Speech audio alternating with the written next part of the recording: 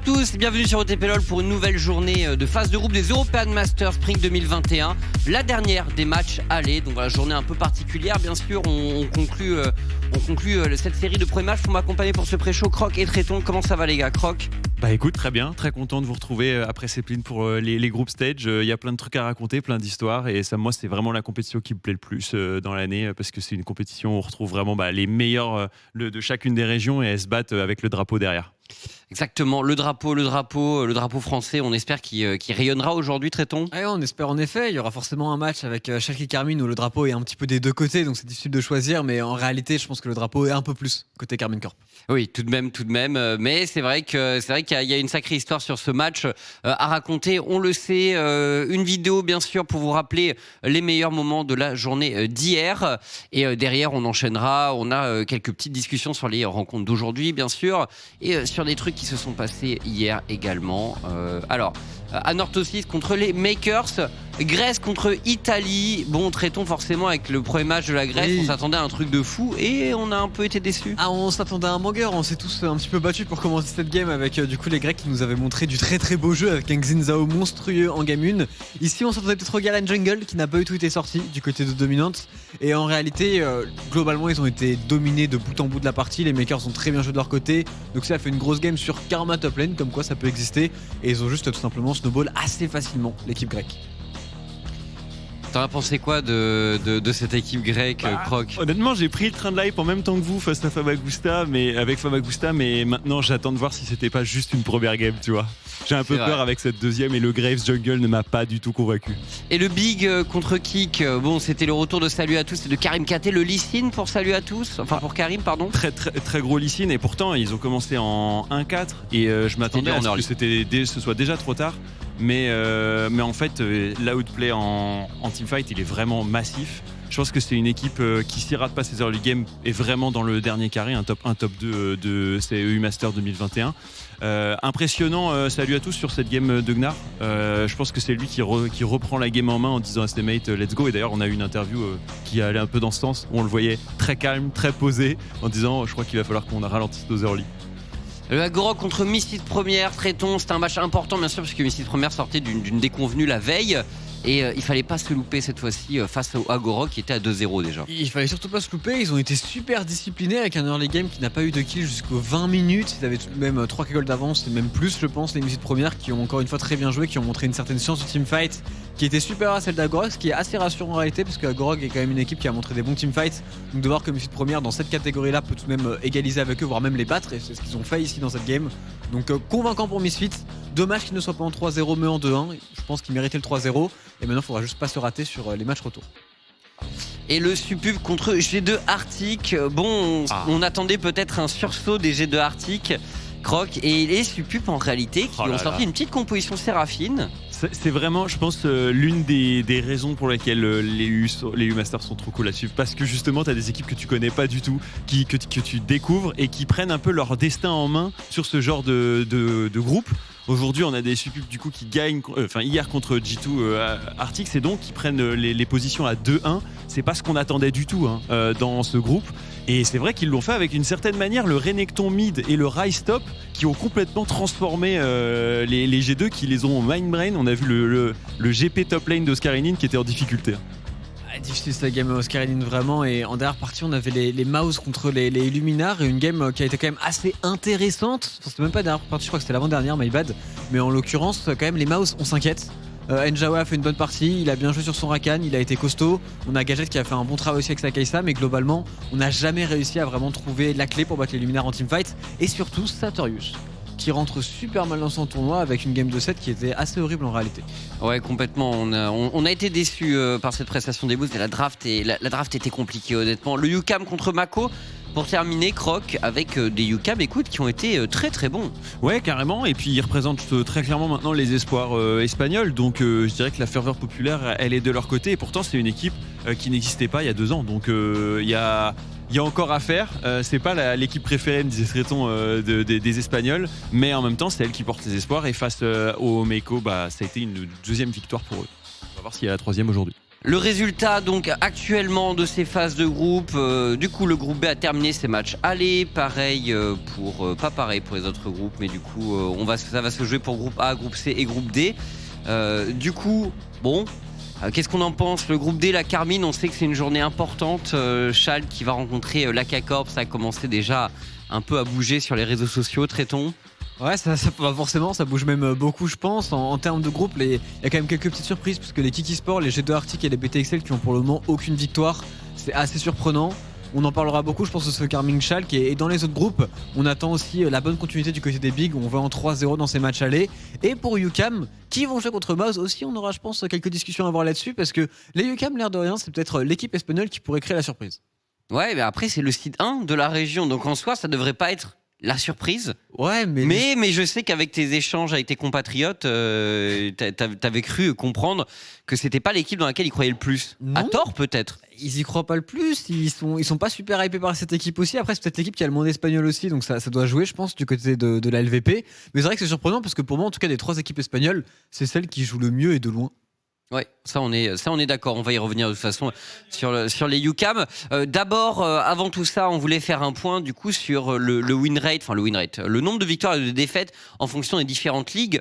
C'est pour le début de ce European Masters. Donc, bien sûr, c'est une statistique qu'on mettra à jour au fur et à mesure. Mais, messieurs, Cocorico, la LFL, qui a le meilleur win rate de toutes les ligues nationales pour l'instant dans ces European Masters. Ouais, avec moins d'équipes que la LVP par exemple, qu'on en voit 3. Et c'est vrai que du coup, on voit la Premier League juste derrière. Finalement, ça confirme certaines de nos intuitions vis-à-vis de la Ligue et des positionnements vis-à-vis des ligues. Finalement, c'est le fait que cette Ultraliga soit un petit peu derrière, avec 3 victoires, mais surtout 4 défaites, qui, pour moi, est une surprise. Parce que c'est une des régions qui se renforce, qui grandit, qui en plus exporte pas mal de talents. Je m'attendais à ce qu'il y ait au moins une victoire de kick, voire 2. Ah non, mais c'est vrai que c'est surprenant, mais moi la vraie surprise elle est chez la LVP, qui est sûrement la ligue la plus forte d'Europe, la ligue peut-être même la plus forte du monde et de la galaxie, Ouais. qui arrive avec 4 loses et seulement 3 victoires. C'est quand même vraiment décevant et on les attend beaucoup plus fort, les Espagnols. C'est vrai, et ça va peut-être venir très tôt, bien sûr. On fera un point régulièrement sur l'état des victoires et des défaites de chaque ligue. La NLC aussi, bon, il n'y a que BTXL qui les représente, mais du coup 0-2 pour l'instant. La bulle. C'est la bulle. C'est super décevant, en vrai. Même que Fnatic Rising soit pas passé en termes de play-in, que BTXL ait autant de mal pour la NLC, c'est pas habituel qu'il soit autant dans le mal.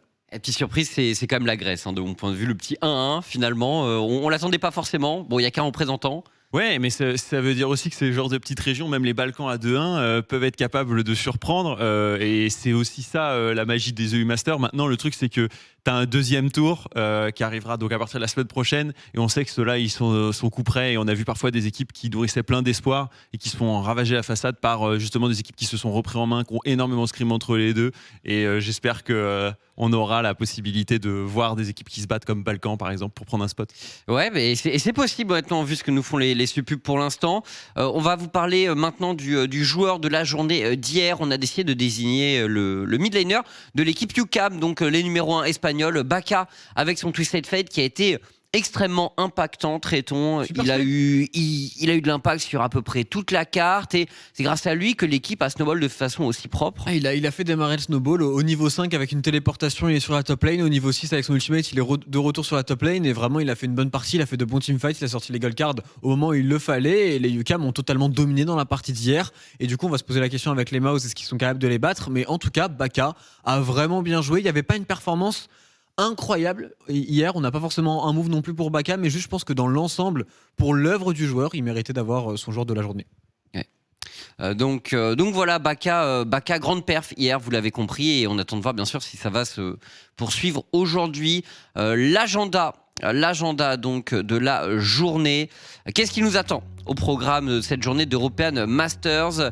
16h30, BTXL contre le Crime Real Betis. Bon, il va être temps de se réveiller pour les BTXL, Croc. Ouais, s'ils prennent pas le point maintenant, honnêtement, c'est déjà la crise en NLC. Je pense que BTXL C'est du coup l'équipe qui représente la Scandinavie en plus du United Kingdom. Et c'est vrai que dans ce format un peu nouveau où il y avait Fnatic et BTXL tout devant, on se disait qu'au moins elle pouvait traîner avec son équipe LEC, potentiellement avec des équipes de haut niveau, puisqu'elle représentait en partie sa région. Et c'est vrai que c'est des joueurs qui pour l'instant n'ont pas du tout trouvé la perf. Ils sont dans un groupe très difficile, mais on s'attendait à ce que ce soit plutôt un Schalke ou un BTS en difficulté à la fin de cette première semaine. Et c'est pour l'instant à eux d'aller perf, et ils jouent avec la pression du 0-3. Et je pense que t'as pas envie de jouer 0-3 dans un groupe comme ça. Effectivement. Bon, le Schalke 04 Evolution contre K-Corp, on vous a prévu un petit focus dessus, donc on y reviendra après. Pareil pour le UCAM contre Moose. Mako Illuminar, écoute, traitons, est-ce que les Illuminars vont pouvoir se glaner une victoire un peu dans ce groupe, ou est-ce qu'on va pas y arriver? Ça peut être compliqué, et enfin ils en ont déjà eu, donc peut-être une seconde pour les Illuminars. Je crois qu'ils ont gagné hier, si je dis pas de bêtises. Pardon, oui, ils ont gagné hier. C'est l'équipe qui sont en difficulté, mais tout de même le double Pologne-Italie qui est beaucoup plus intéressant que prévu, avec les Italiens qui au final jouent vraiment pas si mal. Et pour la Pologne, c'est le moment de prendre des points, c'est le moment de prendre la première victoire pour les Kicks, mais absolument rien n'est fait. Et le dernier match, ce sera les Grecs face aux Allemands de Big, équipe allemande avec bien sûr deux Français, avec deux junglers qui ont l'air d'être des hommes à troll, Croc. Oui, je pense que celui-là, il faut absolument le suivre. Le fameux Gustave face à Big, c'est un match d'ego, je pense. Et on pourrait retrouver une nouvelle fois le Lee Sin, parce que je pense que Karim veut nous montrer que même en early, il est capable de faire la différence. Ouais, c'est vrai qu'on attend aussi de voir s'il y aura ce fameux Garen Jungle qui avait été ban une fois. On en pense quoi du Garen Jungle, Traiton? C'est OP ou pas? Je pense que c'est explosé au sol sur le papier, hein. Mais après, c'est le genre de truc, quand t'es un peu en dessous de ton adversaire, autant sortir ce genre de champion, parce que quand tu connais pas les limites, tu peux vite te faire surprendre par un Garen en réalité. Ça fait des gars, Garen, ça tourne, ça met du silence, ça exécute. Ouais, mais en réalité, normalement, c'est quand même un champion qui est... Fait kite. Ouais, qui se fait kite, qui est assez facile à voir venir, etc. Mais bon, avec les systèmes de la méta, moi, un Garen qui a un red buff et qui a une plaque du mort et qui est bien dans sa game, qui me court dessus, j'ai un peu peur quand même. Ouais, ça peut être la surprise. Donc c'est vrai que attention tout de même à Dominant, le jungler grec qui je pense a déjà pas mal fait parler de lui dans la compétition. On va parler, on vous avait promis 2 focus, donc on va commencer par le Moose contre UCAM, match du groupe C donc entre le numéro 1 espagnol et le numéro 2 allemand. Et le bilan actuellement, eh bien, traitons, c'est une équipe UCAM qui joue bien. Non, vraiment, c'est parmi les équipes, je pense, dans le top 5 des équipes qui jouent le mieux pour le moment en European Master. Ils sont vraiment plus que corrects. Ils snowballent très bien leur early game, comme on le voit. Les goals qui explosent entre 15 et 25 minutes, c'est la marque d'une équipe qui sait snowball son mid-game, et c'est très important dans ce European Master. Et la véritable question, elle est plutôt côté Moose, qu'on attendait super fort, qu'on attendait potentiellement dans les favoris. Et au final, les Moose, ça joue pas bien du tout. La première partie, ils l'ont gagnée, mais c'était difficile. Et la seconde, elle n'était pas convaincante du tout. Alors après, quels sont les problèmes? Je pense que dans la draft, déjà, il y a des petites choses qui sont un petit peu trop tentées. Peut-être cette Akali sur la mid lane qui n'a pas très bien fonctionné, avec un set sur la top lane, ils ont swap, etc. Ils se cherchent encore, mais il va falloir se trouver très rapidement pour les Moose. C'est vrai qu'on voit des Moose qui jouent des compositions avec énormément de champions qui doivent outplay, qui doivent dash dans la backline, et ça fonctionne pas super bien pour l'instant, Croc. Ouais, j'en ai discuté avec Njawe hier, et c'est vrai que pour moi, c'est un roster tout à fait atypique. En fait, de mon point de vue, tu as 5 génies dans cette line-up, parce que Pride Stalker, on sait qu'il a un instinct de tueur dans la jungle. Leader, on a vu son champion de pool atypique. Et la botlane avec un Enja qui peut trouver des hooks là où personne ne les trouve, et un Gadget qui a montré qu'à haut niveau, il était capable de s'illustrer. Là, pour moi, la problématique, elle n'est pas dans le niveau. Je pense qu'ils peuvent tous outplay tous leurs opposants en 1-1, en 2-2, etc. Mais plus dans leur capacité à jouer ensemble. Et on a vu plusieurs fois des overlaps de play, l'idée de pouvoir en fait avoir 3 calls en même temps. Et alors oui, ça marche très bien quand tout clique, et Njawe m'a assuré qu'en scrim c'était sûrement le plus beau League of Legends possible qu'il avait vu lui, parce que tout clique et tout marche super bien. Mais dès qu'il y a un petit accro, dès qu'il y a un play sur un autre play, du coup eux-mêmes ne savent plus forcément où donner de la tête et peuvent être encore un peu perdus. Donc je pense que c'est une équipe qui peut surprendre la totalité de toutes les équipes de Master aujourd'hui, et en même temps leur grosse faiblesse pour moi c'est eux-mêmes, c'est-à-dire ne pas forcément choisir le bon play, ou alors vouloir trop jouer sur le solo kill. On a vu des Sartorius flash avec son set pour essayer de trouver un casse-tête. Quand ça passe pas, t'as juste l'air con sous la tourelle. Et pareil avec Leader, avec sa Akali et tous ces champions assassins qui, du coup, ont certaines limites, celle d'un non-dépush par exemple, dans une méta où t'as intérêt à prendre une priorité sur la mid lane de temps en temps, quoi. On va parler donc du match-up au niveau de la top lane avec le top laner de Moose qui nous a vraiment pas convaincu. Traitons Sartorius qui fait pas un grand début de Master, c'est le moins qu'on puisse dire. Vous le voyez sur les stats, peu de dégâts. Goldif et Expedif à 15 vraiment très faibles. Petite kill participation, il meurt beaucoup, il se fait souvent catch out of pause. Il n'est pas très efficace en teamfight. Bon, c'est pas. Là, c'est dur, hein. C'est peut-être l'un des joueurs qui joue le moins bien actuellement. Ça fait depuis longtemps qu'on le voit sur la scène et là, il commence vraiment à peiner. En plus, il est toujours aussi toxique en solo queue alors que son niveau n'est pas forcément là. Donc, pour Sartorius, c'est un petit peu compliqué. Et en réalité, pour le coup, pour le moment, alors peut-être avec Orome, mais je pense que même Orome a eu des performances un peu meilleures. Je pense que c'est le top laner qui joue le moins bien.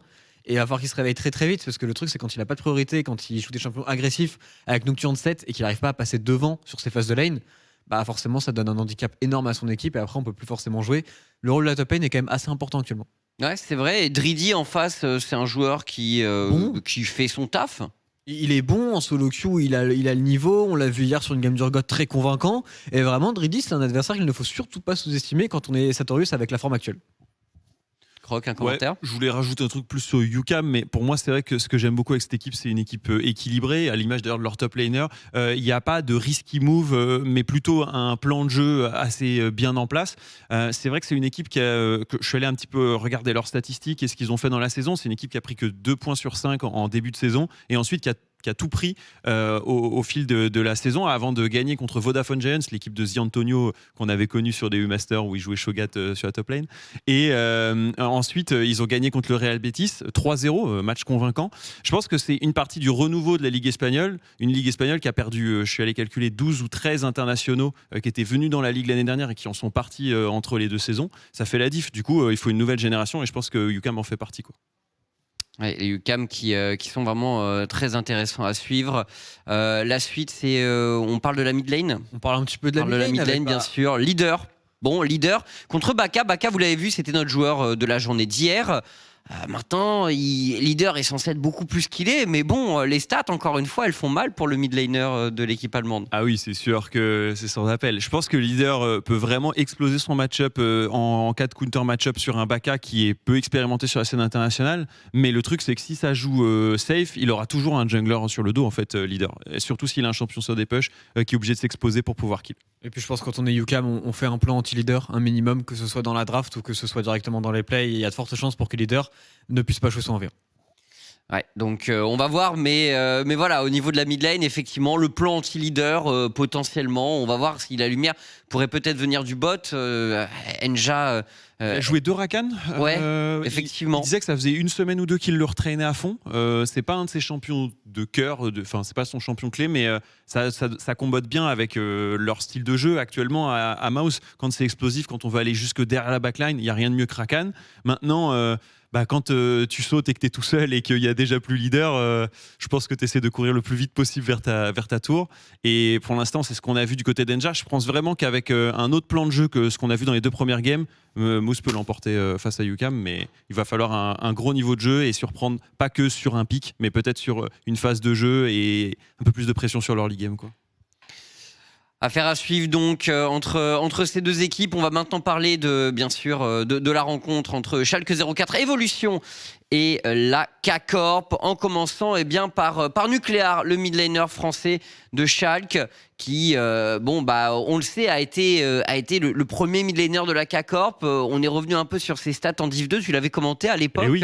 Croc, tu sentais déjà la petite pépite? Ouais, exactement, avec beaucoup de champions assassins. On reconnaît beaucoup sa Kiana, Traiton, mais il a tout un pool de champions assassins dans son pool, mais le truc c'est qu'il peut pas forcément les jouer actuellement. Il s'est transformé en un joueur capable de pouvoir jouer plus que ça. Schalke, c'est une équipe qui a réussi à accueillir Nuclear et à l'intégrer au roster, et c'était pas forcément évident de passer pour lui d'une Div 2 à une première ligue allemande. Il a plutôt bien réussi, et surtout il m'expliquait que sur toutes les parties de la saison, il y en a au moins 5 ou 6 où les early games étaient ratés, il fallait les reprendre en mid game, etc. Donc beaucoup de sueur froide dans les débuts de partie, mais ça leur a aussi créé une identité qui a fait sortir UOL en playoff, qui leur a fait sortir SK Gaming en playoff, et du coup se retrouver 3e, place à laquelle ils pensent qu'ils étaient destinés, Schalke, Nuclear, puisque au-dessus il y a Big et il y a Moose, et ils les trouvent aujourd'hui supérieurs à eux. Et on a un petit extrait à l'époque de Kamel, justement, qui commentait un move de Nucléar, voilà, pour se remettre un peu dans l'ambiance et pour retracer un peu l'historique de Nucléar avec la K-Corp. On va jouer le dragon de la montagne, l'âme du dragon. On a Gamer Origin qui veulent essayer de contest, mais ça va être difficile. Et non, vous pouvez pas contest. Zenos qui s'est fait one shot par El Nino. Vous ne pouvez pas contest. Adam qui a son GA dans tous les cas, l'ulti GP qui est claqué. Et là, il n'y a plus rien, il reste que la shockwave de Pac. Mais est-ce que Pac a assez de dégâts? Est-ce que Pac a assez de dégâts? Akabane qui retourne dedans. Akabane qui met un kick parfait, qui touche Saiken derrière aussi. Adam qui revient dans le tas. El Nino. El Nino qui va permettre de récupérer un kill sur cette la shockwave qui est complètement raté. Double kill, triple kill Adam. Kenny West, triple kill, quadruple kill. Non, oui, je joue tout. Donc voilà, c'était un Kenny moment West. parce que je vous ai dit Kenny West. Je vous ai dit Nucléar, mais c'était un moment combiné Nucléar Adam, puisque voilà, c'est les deux jeunes Français qui ont commencé ensemble, et forcément il y a une petite histoire croisée qui est hyper particulière pour aujourd'hui. Ils se connaissent très très bien, ils s'adorent, ils sont toujours sur les mêmes Discord, ils se parlent toujours. Adam et Nucléar, bien évidemment, les deux pépites de la scène française, ces deux joueurs qu'on pourrait voir en LEC dans les prochaines années. Ils sont vraiment archi talentueux. Et sur Twitter, ça envoie pas mal de petits tones, etc. On sent qu'il y a une pression supplémentaire assez agréable sur ce match. Ouais, je crois qu'il y en a un qui va fermer Twitter en cas de défaite, c'est sûr. Le temps en tout cas que ça se tasse. Après, je comprends, Nucléaire me disait hier soir que le match, il l'attendait depuis un petit bout de temps. Forcément, de jouer contre la Carmine, c'est un moment important pour lui, sachant qu'il a toujours joué avec jusque-là. Après, il disait, si je peux essayer d'avancer en play-off sans passer par la Carmine, c'est quand même mieux. Donc bon, j'imagine que ses espoirs, c'est de faire un 1-1 à un moment donné pour pouvoir passer dans la suite du tableau et peut-être retrouver la Carmine en grande finale si c'est possible pour lui. On verra. Et du coup, le duel de la mid lane, bon, il va être super intéressant. Deux joueurs français, Seiken contre Nucléar. Bien sûr, c'est une rencontre qu'on attend beaucoup entre ces deux joueurs très doués. Seiken qui est devenu une des coqueluches aussi de la K-Corp. Bataille de Rise. Et Nucléar, bon, qui affronte son successeur. Ouais, c'est un peu ça, un successeur qu'il a vu grandir parce que bon, Seiken était sur la scène avant lui, mais je pense que tu peux prendre inspiration d'un mec comme Seiken au vu de son année 2021 pour un Nucléar. Il y a une bataille dans le Champion Pool, je pense, parce que c'est deux joueurs qui savent jouer très bien, très agressifs, avec historiquement pour Seiken des Leblanc, etc. Et pour Nucléar aussi. Donc maintenant, se retrouver sur des mages ou des mages contrôle, alors que eux deux, en fait, veulent kill en lane, je me dis, ça peut être assez explosif. Je pense que Nucléar a beaucoup de choses à prouver. Je pense que Nucléar a vraiment envie de bouger Seiken et j'adorerais voir un match-up à base d'Akali pour Nucléar pour voir s'il est capable vraiment de faire des choses. Mais le problème de Nucléar, c'est que certes, il y a son match-up 1v1, mais il y a 4 autres mecs chez AK-Corp et en général, en termes de match-up, c'est plutôt leur avantage. Il y a du monde chez AK-Corp, justement. Ça va être un des problèmes de Nucléar. Hein. Je pense que l'équipe globale des deux équipes n'est pas forcément en sa faveur. On a un petit move, justement, de Nucléar avec Schalke 04. On revient tout de suite après.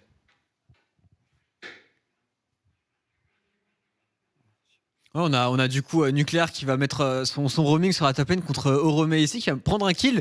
Mais ce qui est bien, c'est qu'ils s'entendent très bien tout de même, Nucléar et Yopa, parce qu'ils savent ici qu'ils peuvent prendre plus d'un kill, puisqu'on a Markoon qui va arriver un petit peu, qui va utiliser son E et qui n'a du coup plus aucun CD avec son Karim qui n'est pas niveau 6. Et du coup, c'est les deux solo laners des Schalke qui sont peut-être la chose qui pourrait faire la différence contre la Carmine, qu'on va revoir ici en termes de dive. Très très clean, on flash du côté de Nucléar, on enchaîne bien avec Yopa, et c'est le move qui a fait remporter la première game de manière très très convaincante pour les Schalke. Ouais, et on va avoir un duel sur la top lane, bien sûr, très attendu aussi, Croc. Yopa contre Adam. Yopa qui jouait l'année dernière en LFL chez Vitality B. Face à Adam, bien sûr, bon, plus besoin de le décrire. C'est sûr. Gros duel entre deux joueurs très talentueux au top, deux joueurs qui sont des gros duellistes. Duelliste, mais je dirais potentiellement un des deux qui a un pool de champions un peu plus atypique que l'autre. Yopa, pour moi, est un peu plus dans le conventionnel du duel, là où on peut aller sortir du Darius du côté de Adam. Alors évidemment, je pense que c'est préparé, ce genre de match. Honnêtement, je suis pas persuadé que ce soit le match sur lequel en fait les junglers vont tant aller. J'ai la sensation que ça va plus vouloir jouer entre mid et bot que top lane. Mais ce qui est certain, c'est qu'il y aura une île déserte sur la top lane et que ça pourrait être un octogone pour les deux. Est-ce qu'on laissera le Gnar pour Yopa? C'est un de ses champions préférés, l'un des champions sur lequel il a le plus perf. Adam a dit à multiples reprises qu'on lui donne Gnar parce que moi j'ai plein de réponses. Donc maintenant, je veux les voir. Je suis très curieux aussi par rapport au Crocodile, par rapport à Renekton. On l'a beaucoup vu sur Yopa, on l'a vu sur 2 games pour le moment du côté de Adam, en weak side et en strong side. Ça peut être un champion très intéressant, surtout que les 2 joueurs, je sais que Yopa l'a préparé aussi, ils ont un Olaf top lane. Et s'il y a Renekton, il y a peut-être Olaf top lane et c'est un match-up archi skillé que j'adorerais voir ici dans cette rencontre. On a une petite vidéo de Adam, justement, un petit play de sa part. Voilà, ça fait toujours plaisir, bien sûr. Vous pouvez y aller en régie.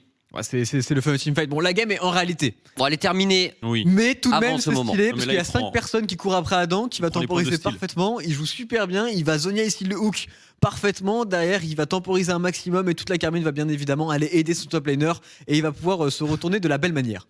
Ouais, et derrière, leur expliquer qu'en fait, c'était pas du tout lui qui était en danger, mais c'était eux qui étaient allés un peu trop loin. Et ce sera la conclusion de la game juste après ça. Mais c'est vrai, la stopwatch parfaite. Stopwatch super clutch, il se retourne très très bien, il joue bien son teamfight aussi. En plus, lui, c'est le seul de la Carmine qui ne va pas mourir. Pendant ce temps-là, évidemment, vous voyez en bas, c'était un 4 contre 5 pour la Carmine, hein, donc c'était vraiment vraiment large. Et on va pouvoir aller terminer ce horn. Bon, ça va mettre un petit peu de temps parce que le horn est quand même assez costaud et même Targamas d'ailleurs va tomber. Mais du côté d'Adam, c'est un joueur qui est en train d'arriver à maturité. Il y a eu beaucoup de doutes au début du split. Est-ce qu'il va avoir le niveau? Est-ce qu'il va vraiment être aussi bon qu'en solo queue, etc. Blablabla. Et en l'occurrence, je le trouve potentiellement même meilleur. Il est vraiment en train de devenir très très fort au point d'être peut-être le meilleur top laner actuellement en European Master. Et pour être le meilleur top laner en European Master, il faut battre Yopa. Ouais, ça on est d'accord, c'est un gros défi tout de même pour lui, mais a priori il y a le talent quand même du côté de chez Adam. On va regarder rapidement le profiling des 2 équipes en commençant par la jungle, par l'efficacité, l'efficacité donc de tous les joueurs. Et on peut voir hein, justement du côté de Schalke, au niveau de cette top lane, Yopa, grosse efficacité de son côté, tandis que c'est Mati qui ressort le plus chez la K-Corp. Ouais, ça m'étonne pas parce que dans l'équilibre de la K-Corp, tu as une très grosse botlane qui est capable de quasiment accueillir le jungler adverse. Et on est très faible au bot du côté de Schalke. C'est le gros talon d'Achille de l'équipe. Exactement, Kinetic et Tolerant. Même si pour l'instant, dans ses débuts de E-Master, dans ses débuts de Main Event, je les ai trouvés un petit peu regonflés à bloc. On avait vu en play-in quelques difficultés et on savait que du coup, pour revenir dans la partie, il allait falloir des solo lanes qui viennent backup ou des rotations qui mettent dans le bain les 2 équipes. Allez, la jungle proximity, parce que c'est bientôt l'introduction, messieurs, et l'heure du premier match. Alors, quel est le profil un peu des 2 équipes?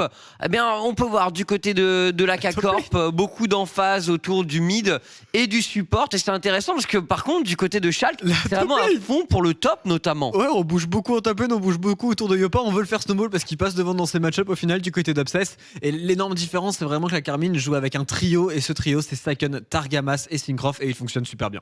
Et derrière, une dernière stat, la pression en lane, les forward pourcentages, donc la capacité à jouer en avant. Et on peut le voir du côté de Yopa, encore une fois, énormément de capacité à jouer très très très en avant et dans la moitié de son adversaire. Donc avec Adam, on s'attend vraiment à un choc de titans sur la top lane.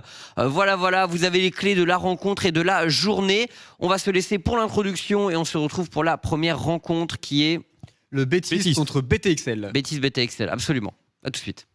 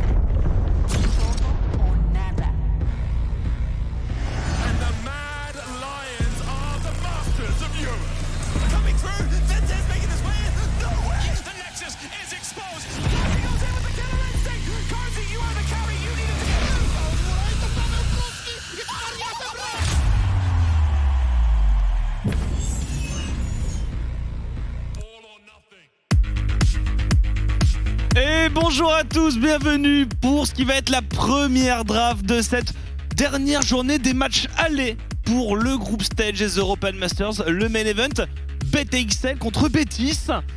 sur le papier, ça a l'air plutôt serré. Ouais, une rencontre assez sympathique bien sûr dans le groupe qui est notamment constitué de la Karmine Corp qui jouera dans une toute petite heure et on en profite avant de lancer les introductions et lancer les festivités pour remercier bien sûr Adam, Big Hosting en début de live. Monsieur aime la compétition, monsieur close son stream 1 heure avant son match. Monsieur est armé. Il est en train, j'ai regardé, il est en train de jouer de la Gwen Kraken BOTRK en solo queue tranquillement. Voilà, en tout cas, on le salue bien sûr, on les suivra derrière. Pour l'instant, bien sûr, BTXL contre le Real Betis. Comment on l'appelle? On l'appelle le Cream, on appelle le Real Betis, on appelle le Real L'Oréal Betis contre Excel. Betis contre Excel. Betis Excel. Allez, ça me va. Une affiche donc, eh bien, importante pour ces deux équipes, bien sûr. On vous l'a dit, elles sont dans le même groupe que la Karmine Corporation. Et donc, forcément, les points sont rares au sein de ce groupe. Mais des points, eh bien, ils en ont. Ils en ont fait l'acquisition, en tout cas pour le Betis, pas pour BTXL. Oui. Et c'est justement toute la problématique, c'est que cette superbe région donc, qui regroupe un petit peu pays nordiques et également United Kingdom, eh bien, actuellement, en EU Masters, c'est la bulle, quoi. C'est la bulle. C'est la bulle, mais bon, les UK a jamais été une grande nation de League of Legends. C'est pas eux qui nous ont envoyé le plus de joueurs C'est pas que la nation, c'est la région aussi, hein, bien sûr, puisque ça ne constitue pas que le Royaume-Uni. Mais c'est vrai que aussi, on a eu de grands joueurs. On a eu Snoopé. Le dernier en liste, on a eu Cassing. C'est Kaedrel. On a eu Kaedrel, Cassing. Ouais, c'est pas la dingue. Mais le Danemark, c'est banger quand même. C'est sans un gigantesque étonnement que je ne les retrouve pas en haut du classement de l'Europe. Écoute, quoi qu'il en soit, il y avait Fnatic Rising, il y a BTXL, ce sont deux équipes qui, quand même, en marge des European Masters, étaient vues comme étant parmi les prétendants potentiels. En tout cas, on ne voyait pas un monde dans lequel elles ne sortaient pas des phases de groupe. Et donc, forcément, pour l'instant, on est en quête de résultats et je pense que la pression commence à monter. Bah oui, puisqu'ils ont la Karmine dans le groupe à 2-0 qui, là, va jouer son dernier match aller, qui pourrait potentiellement finir à 3-0. Ouais. Schalke, qui concrètement est un adversaire redoutable, qui certes a trébuché sur une game, mais il y a un niveau qui est assez soutenu. Ouais. Et c'est vrai que, là, concrètement, les Excel perdent ce match. Ils peuvent quasiment considérer qu'ils sont foutus. Absolument, et ce serait un résultat extrêmement décevant. Mais bon, au jeu de la compétition, bien sûr, il n'y a pas vraiment de place dans ces European Masters. L'Italie monte, on a également l'Espagne qui est en quête de confirmation, la France qui règne en maître, la Pologne qui a envoyé 25 joueurs. Donc forcément, il faut véritablement répondre présent. Le problème de la Pologne, c'est qu'on leur a pris leurs meilleurs joueurs. Oui, oui. C'est dommage, c'est bien dommage. Ça, c'est pas faux. Et d'ailleurs, nos meilleurs joueurs polonais, ils ne joueront pas aujourd'hui. Ils sont en repos. Ils ont terminé leur match aller sur un score de 2-1, ce qui est tout à fait satisfaisant. Et dernier clin d'œil, bien sûr, BTXL, c'est le représentant de la région d'origine de Mati, X-Mati, qu'on va voir jouer dans une petite heure, puisque auparavant, il était chez... déjà, il est British, et surtout, il était chez Fnatic Rising, un grand habitué des matchs tendus de Fnatic Rising, puisque c'est un habitué des reverse sweep, X-Mati. Ok. Voilà, c'est un habitué des reverse sweep. Il a connu beaucoup d'affiches en 0-2, remonté en 3-2. Ce mec est un cyclotouriste du best of 5. C'est comme ça qu'on apprend à la dure. On donne des munitions pour les fans K-Corp. Du coup, ça dénote un grand mental. Ça dénote absolument un grand mental. Quelqu'un qui a su se reconstruire après des défaites dures à encaisser. Oui, on est bien d'accord. Alors BTXL, où est-ce qu'il va falloir porter notre attention? Eh bien, normalement un petit peu partout. Au top. Alors... Il est chiant. Oui, c'est vrai, au top, puisqu'il y a Oromé, un joueur que vous connaissez, récemment représentant de l'Europe au plus haut niveau dans les 2 dernières années. Il était chez Splyce, il était également chez Mad Lions, pas forcément titulaire, hein, bien sûr, puisqu'il y avait d'autres joueurs qui occupaient le poste avant lui. Mais en soi, un joueur qui a un certain rayonnement et qui, pour le coup, pour l'instant, est un petit peu soufflé dans ces European Masters, comme son équipe, comme sa région. On ne sait pas vraiment. On sait pas vraiment pourquoi. Il a été explosé au sol, Romain. Explosé au sol. Un peu explosé. Diamarkoun, la street cred qui le précède, doit normalement nous valider un certain cachet. C'est peut-être l'équipe qu'on, pour l'instant, parce que je vais pas me prétendre à part Oromé grand connaisseur de l'équipe BTXL. Oromé Marcoun quoi. Mais c'est tout de même l'équipe que tout le monde m'a vraiment beaucoup vendue et qui amène peut-être une des plus grosses déceptions de ce tournoi avec G2 Arctic. Bah, ils étaient pas trop mal honnêtement dans la NLC, et puis bien sûr les profils de solo queue. Les mecs sont pas D1, tu vois, donc alors qu'on a des mecs en D1 qui sont dans cette compétition, qui ont déjà sécurisé au minimum une victoire, si ce n'est plus. Donc voilà, BTXL, il est temps de scorer parce que sinon la NLC, ça va être Fanny sous le baby. On y va, ouverture Lucian, Séraphine, Tristana, 3 bans blue. Quoi? Qu'est-ce que c'est que ces bans blue side? Très chelou. Tous les EDC, ils ont envie peut-être de se récupérer une Orianna plus tard, un bon petit Karim en first pick peut-être pour Marcoun. J'aime pas du tout le ban Séraphine et Tristana blue side. En ce qui me concerne en tout cas, et ça n'engage que moi, c'est que vraiment t'es pas à la pointe de la méta sur ce patch. C'est que tes joueurs ne sont pas suffisamment confiants pour blind pick. Ce sont 2 blind picks excellentissimes. Séraphine qui est bien sûr flexible mid support, Tristana mid bot lane, ouvrir une draft blue side avec un flex pick au sommet de la méta, il n'y a pas mieux en vrai. Je suis d'accord. Mieux ça n'existe pas. Sachant qu'on a tout de même, on va dire au début du 8.6, ouais. On aurait pu dire oui d'accord, le Karim est archi top 11.6 pardon. C'est son 8. C'est son 8. Le bon temps pour les jeunes qui ont connu le 8.6. Mais Ekarim était extrêmement prioritaire. Maintenant on a vu que Ekarim était largement redescendu pour que Udyr remonte un petit peu dans le counter pick d'Ekarim sur cette early game, étant plus rapide, plus costaud. Donc c'est vrai que est-ce que ça vaut vraiment le coup de vraiment foncer sur ce Ekarim? Par contre j'aime bien le Varus. J'aime bien aussi Varus Tamkech, c'est un combo très très old school. Et pour répondre à ta question, ça va tant que l'équipe adverse ne te fracasse pas la tête avec sa première rotation red side et donc ses 2 premiers champions. Et là, a priori, on a Orianna, très très bon pick, certainement le mid laner le plus polyvalent et le plus efficace qu'on ait dans cette méta. Kai'Sa par contre, pas super convaincu. Kai'Sa, ça a besoin. Alors, Kai'Sa, c'est un petit peu une... J'allais dire quelque chose de vraiment banger, mais un carry AD à tout faire. C'est-à-dire qu'elle est capable de front to back, elle est capable de backline également. Oui, tu as compris. Et donc du coup, ça se joue avec du Twisted Fate, avec du Rakan où tu vas chercher la backline adverse, ou ça se joue directement avec du défonçage de frontline à grands coups de Runan et compagnie. Donc c'est polyvalent, mais quand même en compétitif, on aime bien la Kai'Sa qui va chercher la backline adverse. Ouais, alors faut voir avec quoi ça va être couplé. Pour l'instant, c'est du front to back. Après le Kai'Sa Orianna, ça marche très bien avec un Udyr. Tu rajoutes une petite Leona, un petit quelque chose comme ça pour aller venir chercher un peu ce Varus. Pourquoi pas? Ou alors tu blitz. Ou alors tu blitz. Écoute, contre Tamkech, on peut se poser la question. Ou alors tu pike. Et là, alors là le Paiko. Non, normalement tu Rakan et du coup Rakan a été banni. Donc là, voilà, il n'y a pas de CC qui peut aller chercher la backline.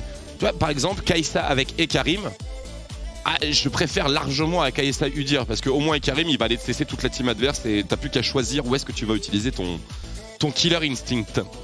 Dernier ban, côté BTXL, il y a le Alistar qui peut être sympathique.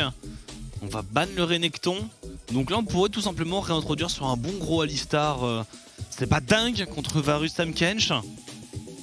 Mais j'aurais un peu peur du Sylas. Un tout petit peu. Un tout petit peu. Effectivement, pas de ouf, sympa. Mais un tout petit peu quand même.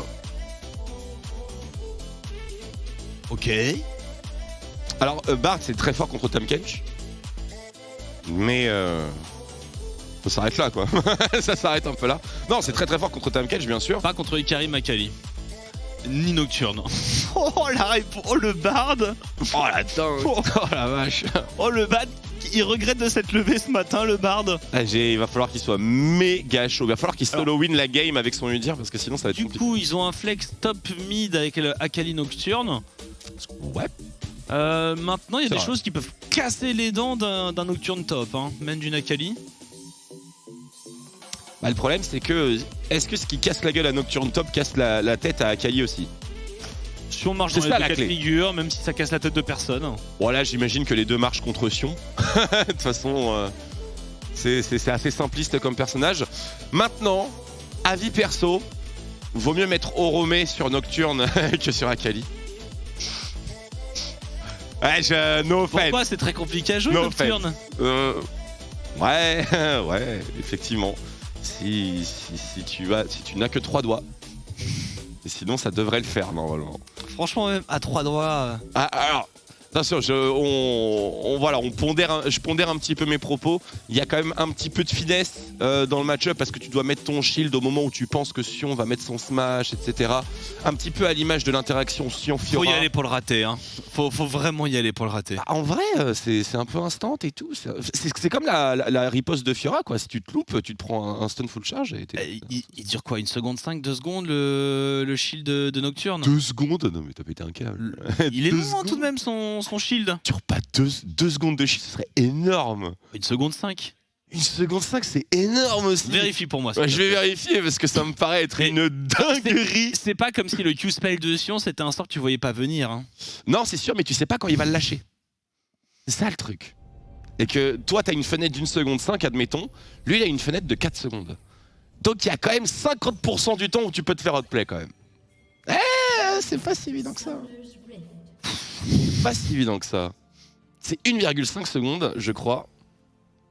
C'est une dinguerie. Hein, en vrai. 1,5, donc t'as du temps tout de même. Hein. Et la canalisation du Sion, la canalisation, tandis qu'on voit bien sûr les starters. En plus, même les 0,5 premières secondes de canalisation, t'as pas besoin, à moins que tu sois vraiment encore à corps, de mettre ton shield parce que ça va même pas jusqu'à toi. Mais alors, ça dépend, mais au contraire, il y a beaucoup d'interactions très sympathiques avec ça parce que si tu releases ton Q avant qu'il shield, tu le slow, il met son shield dans le vent et après tu retrade et après il est outplay.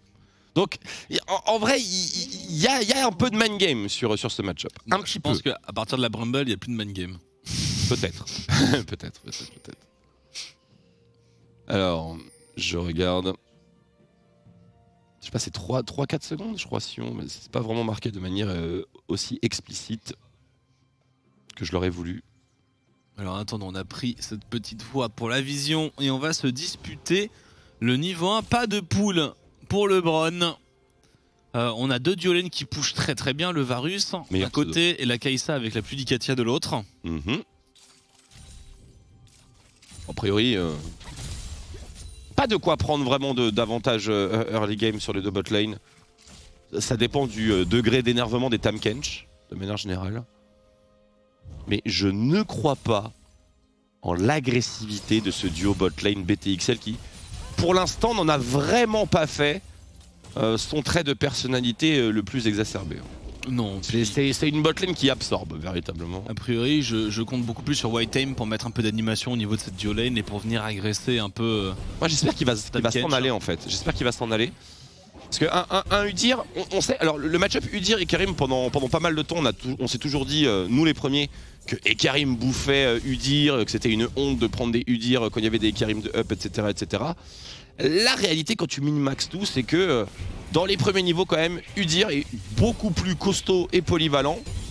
Là où Ikarim, bon, bien sûr, rattrape totalement son utilité avec son ultimate.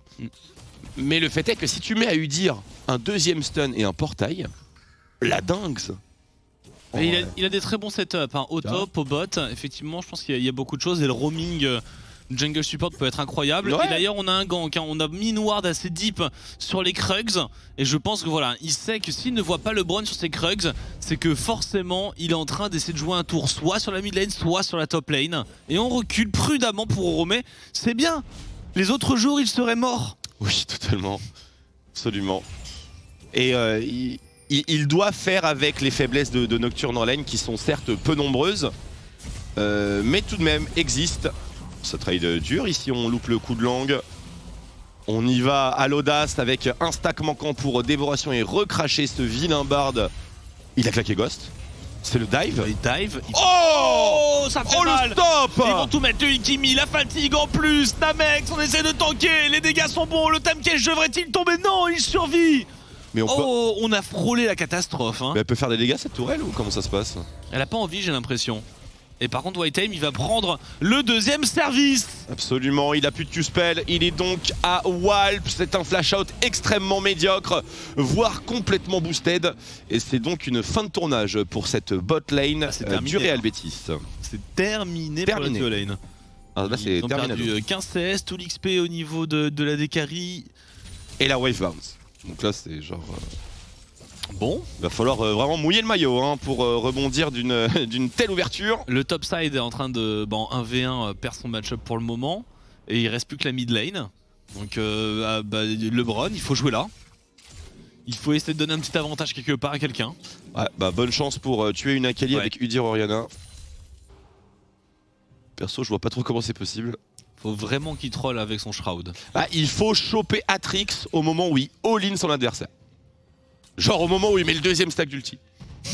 Sinon bah il s'en va hein, en vrai. Enfin je veux dire Udyr Orianna ça a clairement pas de quoi je pense hard catch une Akali. Puis Markoun il y est pas allé avec de la finesse hein, sur ce dive. Bah il avait totalement raison parce que c'est un peu nous qui avons sous-estimé la tankiness de Tahm Kench qui voilà, visiblement fait partie des meilleurs candidats au tower dive en début de partie avec la PoE et son tankiness de base. Tant qu'il tank la tourelle, c'est un festival. Est-ce qu'on peut réussir à stabiliser cette vague sans qu'elle crache sous la tour pour Deadly? Non, Tahm Kench il tank. Voilà. Par contre on peut faire un Drake, absolument. C'est plutôt bien vu en l'occurrence. Attention par contre c'est pas gratuit hein. Niveau 5 cela dit pour Libron sur Markoun. Oula. Markoun. Il y a du monde, on est 4, on peut essayer d'y aller, il y a les TP sur les top laners, on n'arrive pas à disengage et on va reculer tout simplement pour BTS. On arrivera à sécuriser ce dragon, le timing était serré. Plutôt propre en effet. Heureusement que les BTS n'ont pas pris ce fight. Puisque certes il y avait un level advantage sur LeBron par rapport à Markoun. Mais mid lane on avait une Akali niveau 6 contre une Orianna niveau 5. Donc hors de question bien sûr de rentrer dans le débat. Mais ça aurait peut-être pu, je sais pas, avec Varus et son Carquois, tu peux te poser la question quand même. Mais mine de rien, en termes de match-up jungle, l'avantage se dessine pour Udyr. Ah, c'est sûr que Udyr il est bien au niveau du farm, mais Markoun a été vraiment très actif sur cette carte. Ouais. Au niveau de ses ganks, on avait peut-être quelque chose à faire. Le Brown. Il y a un seul spell shield. Il y a un flash. Oh, Juked. C'est trop tôt. L'assaut inébranlable qui est parti un petit peu tôt. Le flash. Bien sûr, ce flash. Pourquoi il flash out? Et il y a double flash in là-dessus. Oh, on est en silver ou quoi? Il y a eu beaucoup de loupés. L'ultition, le spell shield. Ils sont énervés les joueurs. Ils ont peur de pas prendre des kills évidents. Parce que là, clairement. Le E est très bon. Ah, il s'est tellement fait bait. On en est à un point, on est en train d'highlight un Udyr qui change de stance pour ne pas proc le spell shield hein, quand même. Dire, on est là.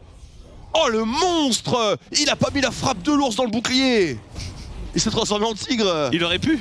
Non mais ça faut arrêter. Ouais, c'est les autres plays d'Udyr. Hein, Oh attention! Oh la vache, c'est rapide! C'est vachement rapide! Le coup de tour, est-ce que ça va suffire? Non. Atrix qui arrive à disengage. Il n'y a pas de TP pour Miniduke, donc il va perdre un peu de farm, un peu de ressources là-dessus. Et encore un dive sur la bot lane. Markoun l'esquive. Namek, c'est une téléportation. C'est Rubio qui arrive pour défendre le tout. Ça le met pas bien Rubio, parce qu'il prend rien sur sa TP. Hein. Un peu overreact cette TP d'Adrien honnêtement. Je pense qu'ils étaient morts. Hein. Ah, il fatigue. Eh ouais, il y a encore des summoners. Puis j'ai pas vu comment ils sont fait dépop la première fois. Bah ils se sont fait des pop juste parce que ils se sont pris un coup de sabot dans les dents quoi, c'est aussi simple que ça. Je pense que c'était un peu loupé sur les focus surtout. Bon. Il y a un kaggle de retard côté BTS.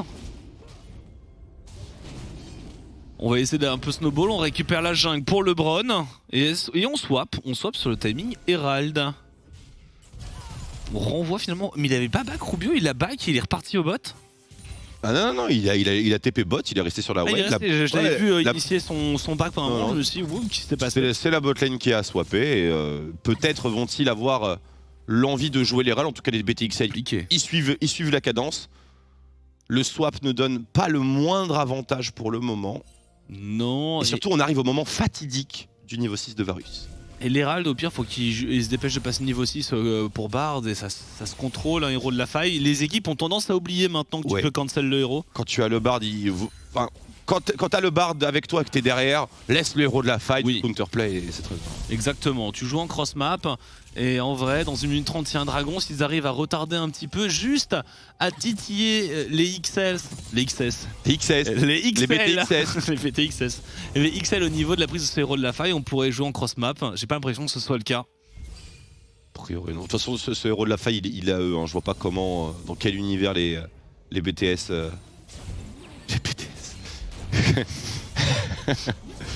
Genre, on est en train de commenter une game dans un lycée.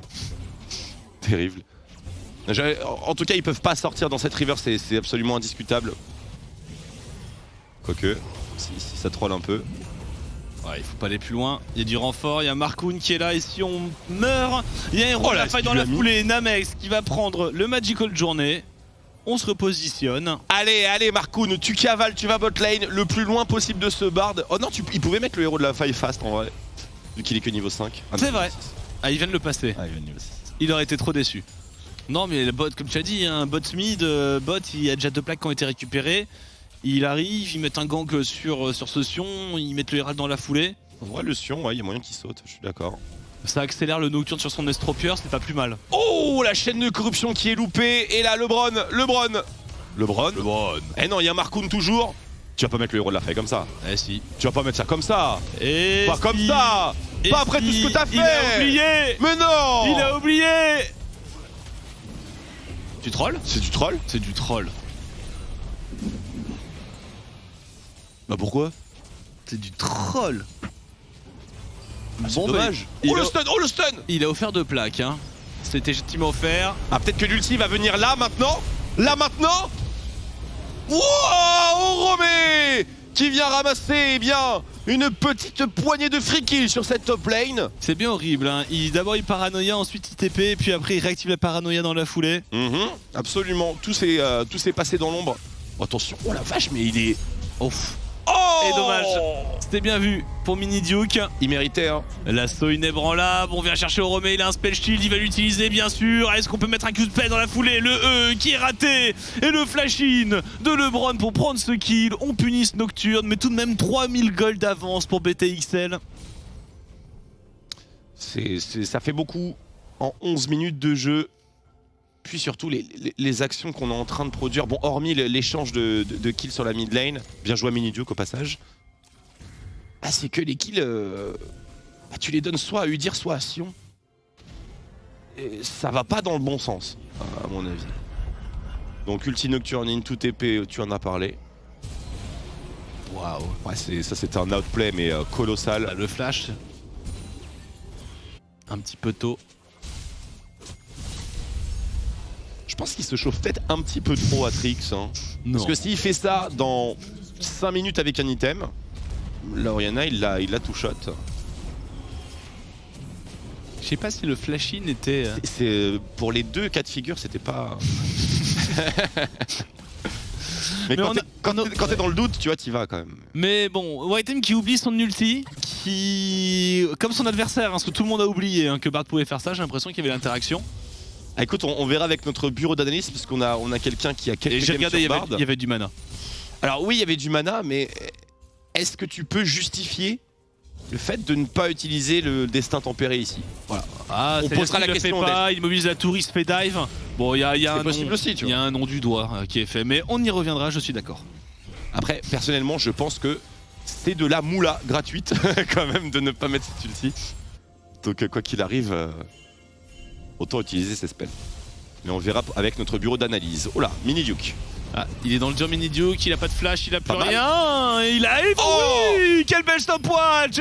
Et Atrix qui se chauffe sous la tour. LeBron qui va lui cavaler dessus pour venir chercher ce kill. Il arrive aussi de Rubio. Donnez à Orianna. Donnez à Orianna. Donnez. Donne à Orianna. Donne. Ah, ça marche aussi. Ou à Kai'Sa, ça marche très bien également. Effectivement, et Atrix qui a le... Oh, baited, J-baited. Hein. Il a le syndrome du vrai ninja, hein, c'est-à-dire... Le Lee-Sin. Il est agile, il est redoutable, mais bon Dieu, il a le QI d'une table basse. C'est-à-dire que on all-in, on all-in, on all-in.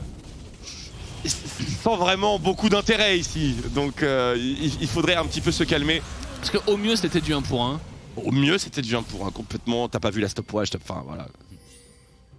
Et ça remet toutes ces petites erreurs alors qu'on aurait pu s'envoler pour BTXL après ce superbe early game et ces gangs sur le bot side, hein, parce que le bot side c'était quand même archi GG.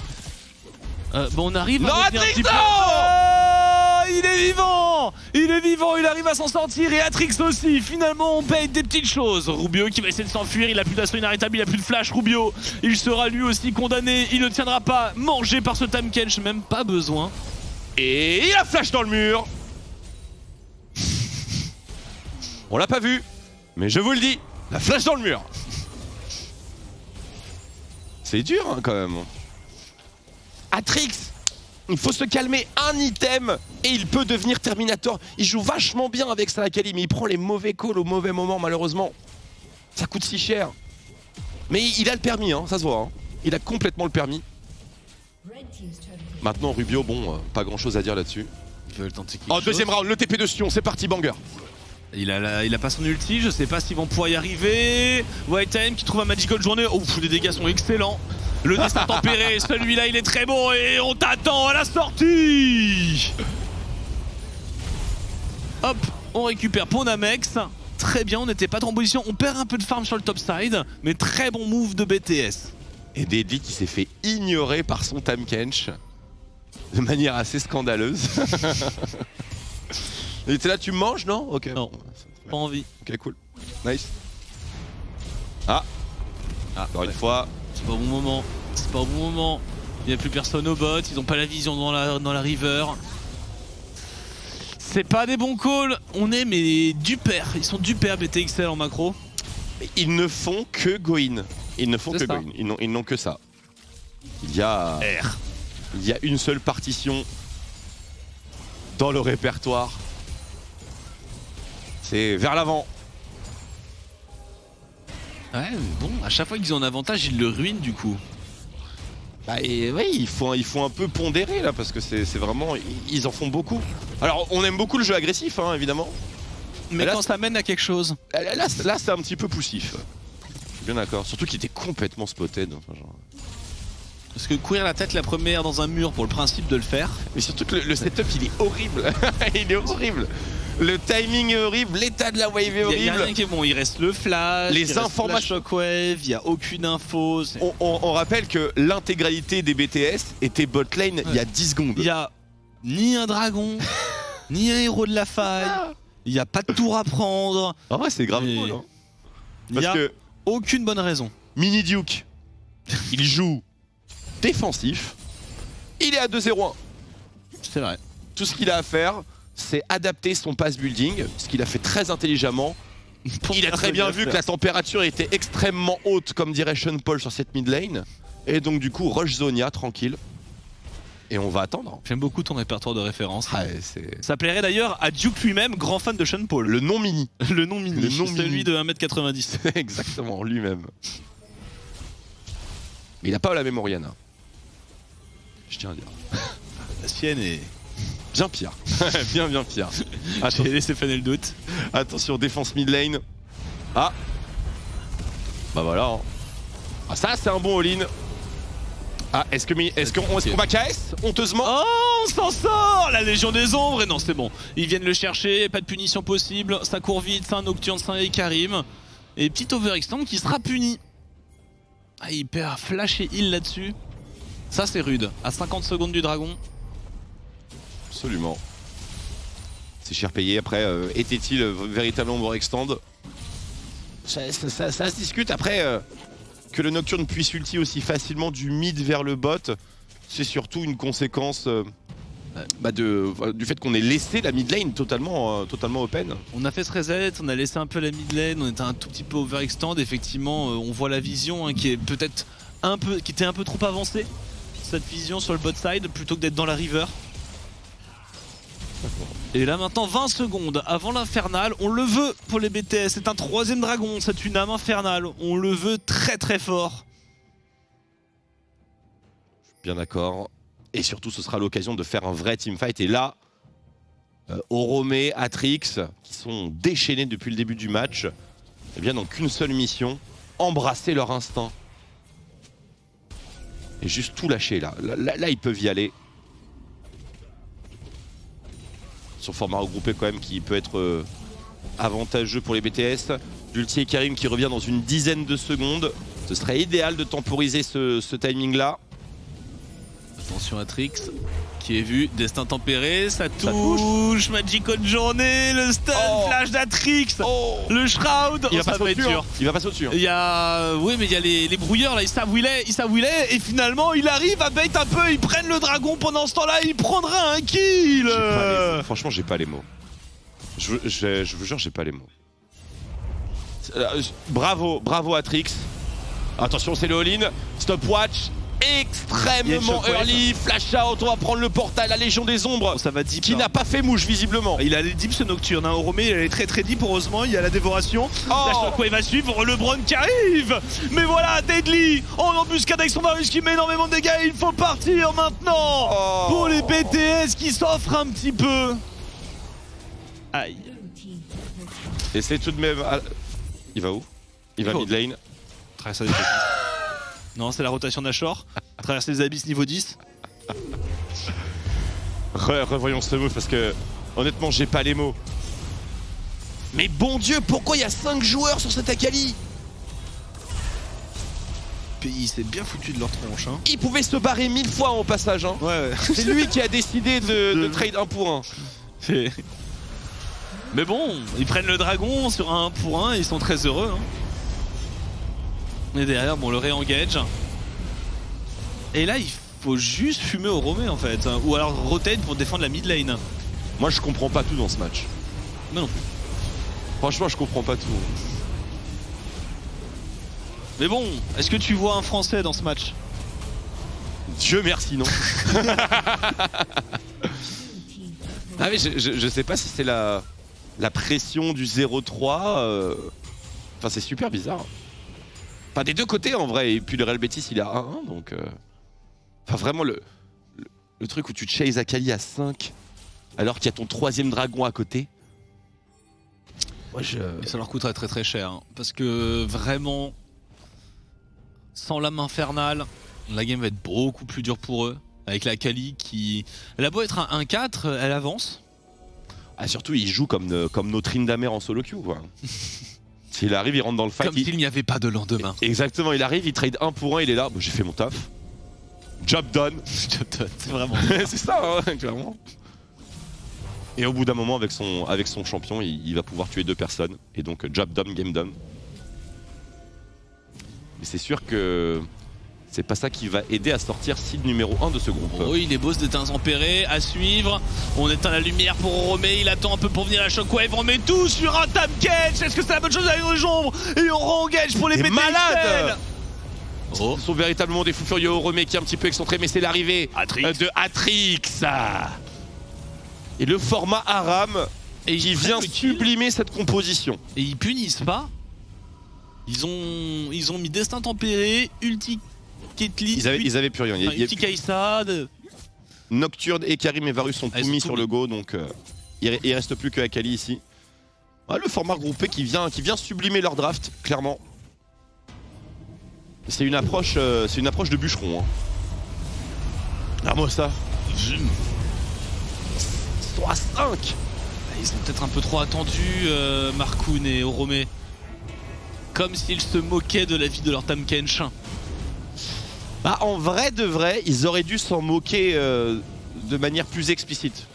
Parce que s'ils économisent leur cooldown et qu'ensuite ils lâchent tout sur l'extraction des BTS, Akali plus Nocturne, il y a peut-être quelque chose à jouer. Mais bon, quoi qu'il en soit, c'est vraiment juste un kill pour un kill. La tourelle n'est pas tombée. La pression n'a pas véritablement changé de camp. C'est vraiment un maigre butin pour les BTS. Toujours 3000 gold derrière. Le dragon dans 1 minute. Il faut bien repréparer les lanes au top au bot. Et si on a besoin d'un reset, il faut le faire maintenant. Après, ce sera trop tard. Parce que voilà, on qui voit... troll. Enfin, pardon. Oh, qu'est-ce que tu fais là? Sion qui troll. Il a un flash, il a pas de flash. Ce Sion va mourir, ce Sion va mourir, on bait les TP, le destin tempéré, c'est trop tard, est-ce qu'il y a un engage? On veut mettre une shockwave, on a envie d'une shockwave, la dévoration est excellentissime. On éteint la lumière et le re-engage, ça peut être une fin de game en faveur de BTXL. On peut aller chercher encore ces années qui sont white, mais non, on n'ira pas. Ah, c'est bizarre hein, les décisions que prennent les BTS. Soit ils s'aiment vraiment beaucoup, soit ils sont un petit peu délus sur l'état des forces dans ce match. Le plus grand frontliner de leur composition qui tombe, et ensuite on décide de fight.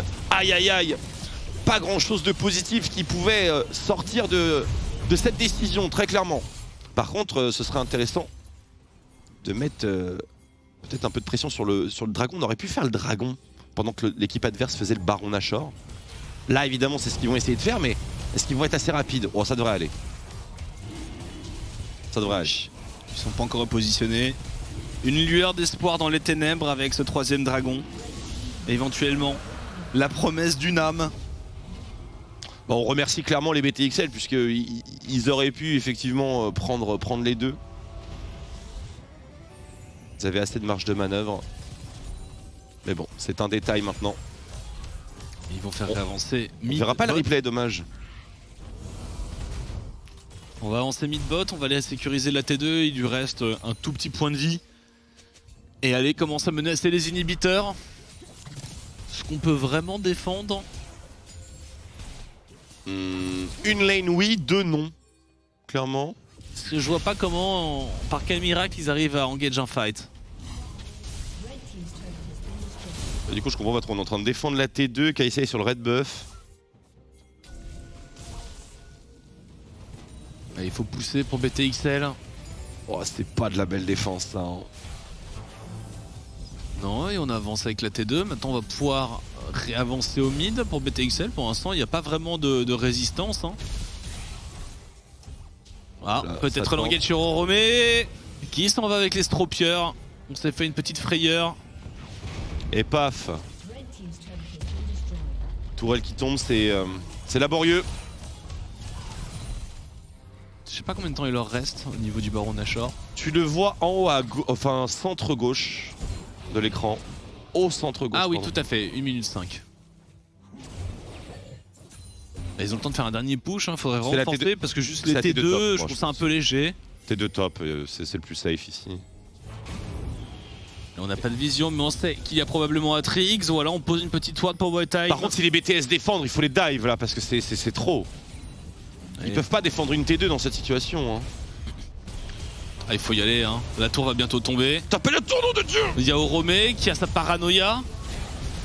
Il suffit que la tour tombe, hein. Il faut 2 autos sur la tour et après on peut réengage. Le destin tempéré qui ne touchera personne. Mais on avait un peu dit la Légion des Ombres out, la shockwave. Attention à ce réengage, il y a la Kali qui est sur la mid lane qui essaie d'avancer vers la T3. C'est difficile ce match, moi, c'est difficile. Des mots durs me brûlent les lèvres. Des mots très durs. Bon, prennent la T2. Ils ont pris 3 T2 sur ce push. Ou 2 T2. Le mid, peut-être. Non, il restait un point de vie au mid. Ils ont pris 3 T2. Allez, c'est quand même un snowball. C'est pas si mal. Maintenant, il y a du danger. Hein. 2 minutes 15. Un smite.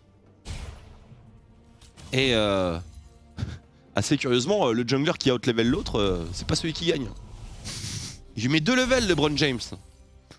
Faut une bonne shockwave, faudrait un peu plus de DPS pour Mini Duke. Parce que Namex a juste 5000 gold de retard sur le Varus. Ouais, c'est ok. Hein. c'est une catastrophe. 5000 gold. Laissez le farm à Kai'Sa, nom de Dieu. Tout le retard au gold est uniquement Et pourquoi Udyr entre les deux ADC. Pourquoi Udyr il a 200 CS? Bon Dieu de bon Dieu. Ah, et dès qu'on peut se transformer en phénix, on peut plus se contrôler. Ah, regarde, il y a juste IE et Phantom Dancer en plus. C'est grave. Moi, je veux voir un duel entre ces deux joueurs. Honnêtement, c'est...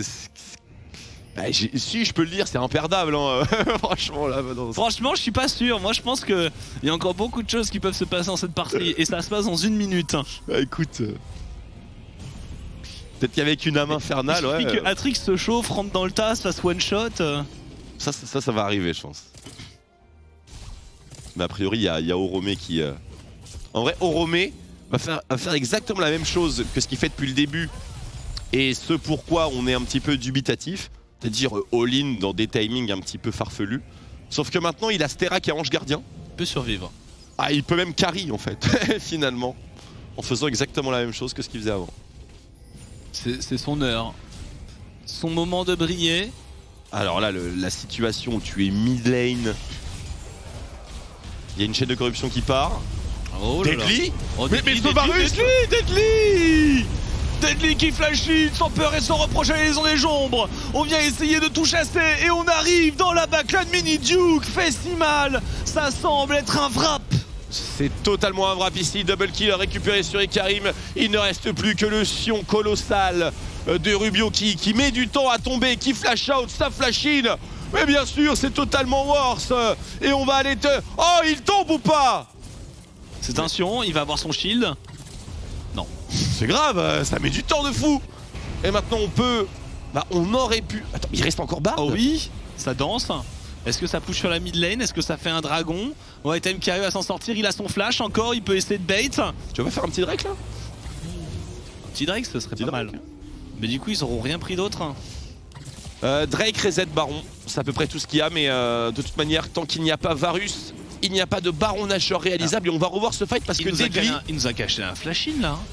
Non mais il a... Enfin, pour moi il a craqué. Ouais, il flash la shot. Mais il est doué. En avant. Il a craqué mais il est doué. Et les deux tanks sont partis sur lui et ont complètement abandonné les carries. Les carries, ils étaient seuls tout. Ouais. Ils ont mangé Nocturne, Akali et Karim. Ils n'ont pas compris ce qui s'est passé. Et il n'y a pas eu beaucoup d'outplay, absolument. Petite remarque sur le positionnement de Deadly, on aurait pu redescendre de la corniche. Et ici, un petit peu de Jokudir et Sion. Mais bon, en soi, il a joué vraiment aux limites avec son Varus. Flash in agressif pour Dodge Shockwave. On essaye de one-tap l'Oriana, il force la stopwatch. Pas dégueu, hein, pas dégueu. Moi, je crois au miracle du Bardo. Une action absolument fabuleuse qui renverse la game. Est-ce que c'est là? Peut-être. Le destin tempéré des génies. Celui qui sépare le jungler de son Nashor. Quel genre de destin tempéré de ouf il pourrait faire? En vrai, Deadly, ce Varus Tamkench, il n'y a pas de flash. Il n'y a pas de flash nulle part. Paranoia, on vient chercher la Kai'Sa, c'est deep, c'est très deep, c'est très deep. C'est du Intoro, mais descend la Shockwave. La Shockwave, on la veut massive. Ah, elle est horrible. Et la re-engage, Atrix, maintenant il n'a plus rien pour s'opposer à son Kourou. Il va venir chercher les tanks, même sous leur tour, même dans leur base. Fin de tournage. C'est dommage, on y a cru. Eh bien écoutez, la NLC et plus précisément le Royaume-Uni sécurise sa première victoire dans ce main event des European Masters. Haut la main, j'aimerais dire. Haut la main, avec un quadra kill et avec une composition jouée à l'audace, très agressivement, qui aura donc fait trembler et céder les représentants espagnols. Et ça fait peut-être les affaires de Schalke là-dessus. Il vaut mieux avoir que des équipes faibles plutôt qu'une équipe qui commence à engranger des victoires. Donc voilà, ça fait 1-2, 1-2. Et les Schalke sont encore à 1-1. Et ça veut dire peuvent éventuellement jouer l'égalisation avec la Karmine Corp pour se mettre premier égalité dans ce groupe D. Voilà, donc ça fait un peu les affaires des Schalke. C'est vrai, tout ce qui met mal, de toute manière, les Espagnols met Schalke dans une bonne situation. Et Traitons aussi. Traitons, si tu pouvais faire semblant d'être content pour Schalke, ce serait sympa. Hein. Bon. Là, on n'est pas capable. On va faire un petit break et on se retrouve dans 1 minute 30 pour débriefer de tout ça sur l'analyse desk. A tout de suite sur OTP.